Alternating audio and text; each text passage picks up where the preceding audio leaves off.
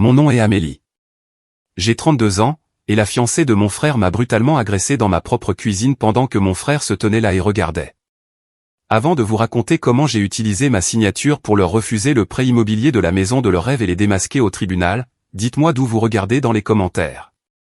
La première chose dont je me souviens, c'est le froid. Le carrelage de ma cuisine était incroyablement froid contre ma joue. Un goût âpre et cuivré emplit ma bouche. Du sang. Une douleur sourde et lancinante irradiait de mes côtes, faisant de chaque respiration une petite agonie calculée. Je clignais des yeux, essayant de dissiper le brouillard de ma vision, et je le vis. Mon frère, Thomas. Il ne me regardait pas. Il regardait au-delà de moi, vers la porte d'entrée, son visage un masque d'agacement, comme si mon corps affalé sur le sol était un inconvénient mineur, un désordre dont il ne voulait pas s'occuper. Il enjamba mes jambes, faisant attention à ne pas laisser ses chaussures en cuir coûteuses toucher mon jean, et sortit de mon appartement. Il ne dit pas un mot, pas un seul. Mon téléphone, qui était tombé par terre pendant la bagarre, vibra sur le carrelage à côté de ma tête. L'écran s'alluma. C'était un SMS de Thomas avec des mots qui brisèrent ce qui restait de mon cœur en 1 million de petits morceaux. Reste loin de nous. Des larmes de trahison me piquèrent les yeux, une douleur bien plus vive que ma lèvre fendue. Je suis resté là un moment, le froid du sol s'infiltrant dans mes os, le silence de l'appartement m'oppressant. Puis quelque chose changea en moi. La blessure ne disparut pas, mais elle se cristallisa en quelque chose de dur et de clair. La résolution. Mes doigts, qui tremblaient un instant auparavant, devinrent fermes. J'attrapai le téléphone, mon mouvement lent et délibéré. Je répondis par un seul mot, un mot qui semblait avoir été forgé dans la glace. Fait. J'appuyai sur envoyer. Un silence terrifiant emplit l'appartement. Que signifiait « fait » pour eux? C'était un renvoi, une confirmation que leur sœur indésirable allait disparaître. Pour moi, c'était une promesse. Une promesse que l'Amélie qu'ils connaissaient, celle qui pardonnait toujours, qui recollait toujours les morceaux, avait disparu pour toujours. Pour comprendre pourquoi cette trahison était si profonde, il faut comprendre ma famille. Tout tournait toujours autour de Thomas. J'étais la responsable, celle avec la carrière stable et le salaire plus élevé. Mais ce n'était que des faits. Un bruit de fond. Thomas était l'histoire. Je me souviens d'un dîner de Noël il y a quelques années. Il annonça qu'il avait obtenu une petite augmentation à son poste de débutant. Ma mère rayonna, levant son verre comme s'il venait de gagner un prix Nobel. À mon fils, qui bâtit son empire, déclara-t-elle à la pièce. Toute la famille applaudit. Plus tard dans la soirée, je mentionnai discrètement que je venais de décrocher le plus grand projet de ma carrière, une énorme promotion accompagnée d'une augmentation de salaire significative et d'options sur actions. Ma mère me tapota simplement la main, ses yeux balayant déjà la pièce à la recherche de Thomas. « C'est bien, ma chérie, dit-elle d'un air distrait. Mais ne te surmène pas trop. Tu ne veux pas intimider les maris potentiels. Le vrai trésor d'une femme, c'est sa famille. » Thomas resta assis là, se délectant des louanges, et ne dit rien. Il ne le faisait jamais. C'était la même histoire après les funérailles de notre grand-père. Le petit héritage qu'il avait laissé fut discrètement détourné pour aider Thomas à verser un acompte sur une nouvelle voiture tape à accent grave-l'œil dont il n'avait pas besoin, tandis qu'on me disait que je me débrouillais assez bien toute seule. Je n'étais pas une fille dans laquelle on investissait. J'étais le filet de sécurité de la famille, une ressource à exploiter en cas de besoin. Je me souviens d'une autre fois, quand nous étions adolescents. Thomas avait emprunté la montre vintage de notre père sans demander et l'avait perdue à une fête. Quand mon père l'a découvert, Thomas a immédiatement pointé le doigt sur moi. Et j'ai bêtement endossé la responsabilité, travaillant à un misérable petit boulot pendant des mois pour payer un remplacement, juste pour maintenir la paix. C'était mon rôle, la pacificatrice, la solutionneuse de problèmes, le pilier invisible qui maintenait tout en place. Et puis Chloé est arrivée. Quand Thomas l'a ramenée à la maison pour la première fois, elle était silencieuse, un peu perdue, tout en grands yeux et avec une triste histoire sur son passé difficile. J'ai eu de la peine pour elle. J'ai vu une âme sœur, une autre femme essayant de trouver sa place dans le monde. Quand elle avait du mal à trouver un emploi et un logement, c'est moi qui l'ai aidée. Je ne me suis pas contenté de co-signer son premier bail d'appartement, je suis resté assise avec elle pendant des heures, l'aidant à réécrire son CV. Je lui ai même avancé la caution et le premier mois de loyer, sans poser de questions, lui disant de me rembourser quand elle le pourrait. Elle a pleuré et m'a appelé la sœur qu'elle n'avait jamais eue. Je l'ai défendue auprès de mes amis quand ils chuchotaient qu'elle semblait opportuniste, un peu trop douée pour jouer la victime. Elle a juste besoin d'une chance, avais-je insisté. Elle fait partie de la famille maintenant. Je voulais y croire. Je voulais pour une fois que mon frère ait choisi quelqu'un qui ajouterait à notre famille, pas seulement qui en prendrait. Allongé sur ce sol de cuisine, le souvenir de ma propre gentillesse me brûlait la gorge comme de l'acide. Je me suis relevé, chaque mouvement étant une nouvelle vague de douleur. Mon reflet sur l'écran sombre du four était le visage d'une inconnue, enflée et meurtrie. J'ai appelé la seule personne que je savais me croirait sans poser de questions, ma meilleure amie depuis la maternelle, Léa. Léa, murmurai-je, ma voix se brisant. Amélie, qu'est-ce qui ne va pas? Tu as l'air mal en point. L'histoire jaillit entre les sanglots, la dispute, qui avait commencé pour une chose si stupide, quelque chose à propos des préparatifs du mariage, l'explosion soudaine de rage de Chloé, ses yeux devenant noirs d'une fureur que je n'avais jamais vue, la poussée qui m'a fait trébucher contre le comptoir, le coup de poing qui m'a fendu la lèvre, et le pire de tout, l'indifférence glaçante de Thomas alors qu'il se tenait près du réfrigérateur en sirotant une bière. Léa n'hésita pas. Il n'y eut pas de « tu es sûr ?» ou de « peut-être que tu as mal compris ». Il n'y avait qu'une fureur froide et dure dans sa voix qui reflétait la mienne. J'arrive. Ne bouge pas. Ne touche à rien. Et tu appelles la police, Amélie. Tu m'entends? On ne va pas laisser passer ça. Pas cette fois. Ce n'est pas une querelle de famille. C'est un crime. Son soutien immédiat et inconditionnel était la seule chose qui me maintenait debout. Elle avait raison. Ce n'était pas juste une dispute. C'était une agression. Et le texto de Thomas n'était pas juste une demande d'espace. C'était une abdication de son rôle de frère. Ils avaient tracé une ligne dans le sable. C'était maintenant à mon tour de tracer la mienne. Le lendemain matin, chaque muscle de mon corps hurlait de protestation. Un grand et vilain bleu fleurissait sur mes côtes, une douloureuse galaxie violette et noire. Ma lèvre était enflée au double de sa taille normale, mais mon esprit était étrangement calme, effroyablement clair. Je me suis assise à mon bureau, ignorant la douleur, et j'ai ouvert mon ordinateur portable. J'ai navigué jusqu'au portail sécurisé de ma banque, et il était là, en noir et blanc, le document pour le prêt immobilier de 690 000 € pour la maison de leurs rêves, celle avec les colonnes blanches et le porche enveloppant, celle qu'ils ne pouvaient pas obtenir sans moi. Mon excellent score de crédit, mon historique financier impeccable et mon salaire substantiel étaient les seules raisons pour lesquelles la banque avait approuvé un prêt aussi massif pour un couple avec un historique de travail inégal et des montagnes de dettes de cartes de crédit. J'étais la garante. Mon nom était la fondation sur laquelle tout leur rêve était construit. Révoquer la garantie n'était pas un simple clic. C'était un processus délibéré en plusieurs étapes, conçu pour empêcher exactement ce genre de décision émotionnelle. Une fenêtre pop-up est apparue. Êtes-vous sûr de vouloir continuer? Cette action peut avoir des conséquences juridiques et financières importantes. J'ai cliqué sur oui. J'ai dû passer par une authentification à 2 facteurs, un code envoyé à mon téléphone. J'ai dû répondre à des questions de sécurité sur mon premier animal de compagnie et le nom de jeune fille de ma mère, une ironie amère qui ne m'a pas échappé. Et enfin, j'ai dû signer électroniquement un document juridique qui m'avertissait explicitement que le retrait de ma garantie entraînerait presque certainement l'annulation immédiate du contrat de prêt. J'ai lu chaque mot, puis, d'une main ferme qui ne trahissait pas le tumulte de mon cœur, j'ai signé mon nom, une petite signature numérique qui a fait exploser une bombe au milieu de leur vie parfaite et soignée. J'ai passé le reste de la journée dans un état second, documentant méthodiquement tout. Je suis allé à une maison médicale de garde et j'ai obtenu un rapport médical complet détaillant mes blessures. Le médecin était gentil mais professionnel, notant la lacération sur la lèvre interne et des contusions importantes à la cage thoracique compatibles avec un traumatisme par force contondante. J'ai pris des photos haute résolution de mon visage meurtri et de mes côtes sous tous les angles. La douleur était un rappel constant et lancinant de ce qu'ils avaient fait, alimentant ma froide résolution. L'appel est arrivé l'après-midi suivant. C'était Thomas. Sa voix était un cri aigu et frénétique que je n'avais jamais entendu auparavant, le son d'un enfant gâté à qui on enlève son jouet préféré. « Amélie, qu'as-tu fait? La banque vient d'appeler. Le prêt a été refusé. Ils ont dit que le garant s'est retiré. Que as-tu fait? » J'ai laissé le silence planer dans l'air un instant, savourant sa panique. Puis j'ai parlé, ma voix dénuée de toute émotion. J'ai fait ce que tu m'as demandé, Thomas. Je reste loin de vous. Cela inclut mon nom, mon crédit et mes finances.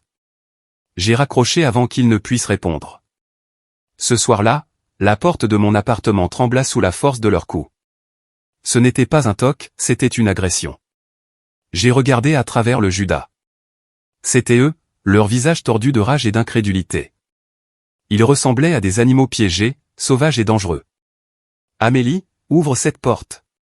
Hurla Chloé, sa voix assez stridente pour briser le verre. Tu ruines tout. Notre maison, notre avenir, notre mariage. Amélie, s'il te plaît, supplia Thomas, sa voix se brisant, essayant une autre tactique. On peut en parler. Ne nous fais pas ça. Pense à maman et papa. Pense à tout ce que nous avons traversé. Je suis resté là, les regardant à travers ce petit cercle de verre. Leur désespoir ne me donnait aucune satisfaction, seulement un profond sentiment de vide. Ils n'étaient pas désolés pour ce qu'ils avaient fait. Ils étaient désolés de s'être fait prendre. Ils étaient désolés qu'il y ait des conséquences. J'ai calmement bloqué leur numéro sur mon téléphone, désactivé ma sonnette et suis retourné à mon ordinateur. J'ai ouvert un nouveau dossier et les nommé « Preuves pour le tribunal ». Les premiers fichiers que j'ai enregistrés étaient les photos de mes blessures. Les jours suivants furent un enfer particulier. La douleur physique commença à s'atténuer, mais l'agression émotionnelle s'intensifia. Cela commença, comme toujours, par ma mère. Elle appela, sa voix dégoulinant de déception. Pas pour ce qui m'était arrivé, mais pour ce que j'avais fait.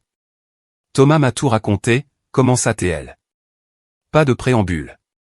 Pas de « Comment te sens-tu ? Comment peux-tu être si égoïste, Amélie, après tout ce que nous avons fait pour toi ? Tu détruis le bonheur de ton frère pour un petit désaccord. Un petit désaccord. Je sentis l'air quitter mes poumons. Maman, elle m'a agressé. Elle m'a frappé au visage. Thomas est resté là à regarder. Oh, ne sois pas si dramatique, se moqua-t-elle, sa voix sèche. Chloé est très stressée avec le mariage et la nouvelle maison. Tu l'as probablement provoqué. Tu sais comment tu peux être avec tes opinions et ta carrière. Tu mets les gens mal à l'aise. Comment je peux être ? Les mots me frappèrent comme un coup physique. J'étais le problème. J'avais toujours été le problème. J'étais trop indépendante, trop réussie, trop. Je n'étais pas la fille douce et docile qu'elle voulait. Je dois y aller, maman, dis-je, ma voix plate. J'ai raccroché le téléphone, et le barrage a cédé. J'ai glissé le long du mur de mon couloir et j'ai sangloté des sanglots laids et déchirants pour la famille que j'aurais aimé avoir, pour la mère qui ne me protégerait jamais, pour la petite fille en moi qui désirait encore bêtement son approbation. Léa m'a trouvé comme ça une heure plus tard, un tas froissé sur le sol. Elle s'est juste assise avec moi, me tenant la main jusqu'à ce que les larmes cessent. Le lendemain, un appel de ma tante Isabelle est arrivé. Amélie, ma chérie, commença-t-elle, sa voix sirupeuse de fausse inquiétude. Ta mère m'a raconté ce qui s'est passé. Je suis si déçue de toi. Ton frère a le cœur brisé. Il pourrait perdre la maison. Tu dois penser à la famille. C'est à ce moment-là que j'ai compris. Ce n'était pas seulement Thomas et Chloé. C'était tout un système, une dynamique familiale construite sur le fondement de mon silence et de mon sacrifice. Et j'en avais assez d'être le fondement. Juste au moment où je commençais à me ressaisir, le coup de grâce arriva, une lettre recommandée. Mes mains tremblaient en l'ouvrant. C'était une ordonnance de protection temporaire déposée par Chloé contre moi. Le document était une œuvre de fiction, un chef-d'œuvre de manipulation psychologique. Il me dépeignait comme une future belle-sœur déséquilibrée et jalouse qui la harcelait depuis des mois, qui était obsédée par mon frère et qui l'avait violemment confronté. Ils essayaient d'inverser le scénario pour me qualifier légalement d'agresseur. Pendant un instant, j'ai ressenti une vague de désespoir pur. Comment pouvais-je combattre ça ? C'était leur parole, la parole du couple parfait et heureux, contre la mienne. Mais ensuite, j'ai regardé le dossier sur le bureau de mon ordinateur, preuve pour le tribunal, et un sourire froid et dur a touché mes lèvres. Merci, pensais-je. Vous venez de me donner une scène, et j'ai tout le script. J'ai immédiatement pris le téléphone et appelé une avocate que Léa m'avait recommandée, une femme redoutable spécialisée dans les conflits familiaux. Le jour de l'audience, L'air dans la petite salle du tribunal aux affaires familiales était chargé de tension. J'étais assise avec Léa d'un côté, mon avocate, Maître Dubois, à côté de moi. De l'autre côté de l'allée se trouvaient Chloé, Thomas et ma mère, un front uni de victimisation. Chloé tamponnait ses yeux secs avec un mouchoir. Ma mère me lança un regard de pur venin. Thomas refusait de me regarder du tout. L'avocat de Chloé commença, peignant un tableau magistral de moi comme une femme jalouse et instable, obsédée par le sabotage du bonheur de son frère. Il parla de mon historique de crises émotionnelles et de mon attachement malsain à mon frère. Il transforma mon succès en une arme, suggérant que mon travail à haute pression me rendait erratique et agressive. C'était écœurant d'efficacité. Puis Thomas témoigna. Il avait l'air petit et pathétique. Il parla d'une voix douce et tremblante de la façon dont j'avais toujours été difficile et prompte à la colère. Il affirma que j'avais fait irruption dans leur vie, que j'avais fait des demandes déraisonnables sur le mariage et qu'il avait dû protéger sa pauvre et fragile fiancée de mon agression. C'était un acteur phénoménal. Je dois lui reconnaître ça. Il versa même une larme en parlant de son seul désir, que ses 2 filles préférées s'entendent bien. Puis ce fut mon tour. Maître Dubois se leva. Madame la juge, dit-elle calmement, ma cliente ne témoignera pas sur ses sentiments ou ses opinions. Elle ne s'engagera pas dans le drame familial que vous venez d'entendre. Elle présentera des faits. Un par un, nous les avons exposés. D'abord, les photographies haute résolution de mon visage, la lèvre fendue, l'échymose autour de mon œil. Maître Dubois les projeta. Un hoquet de surprise collective traversa la petite galerie. La juge les étudia attentivement, son expression se durcissant.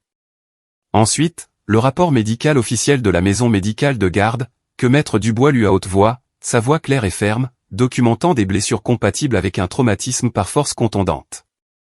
La pièce devint silencieuse. Et puis la pièce finale. Madame la juge, dit mon avocate, sa voix résonnant d'autorité, nous aimerions présenter une dernière preuve. Il s'agit d'images de surveillance du couloir à l'extérieur de l'appartement de ma cliente, horodatées la nuit de l'incident présumé. Un écran fut tourné vers la juge. Je pouvais voir le reflet dans ses lunettes. La vidéo était silencieuse, mais elle était brutalement, sans équivoque, claire. Elle me montrait ouvrant ma porte.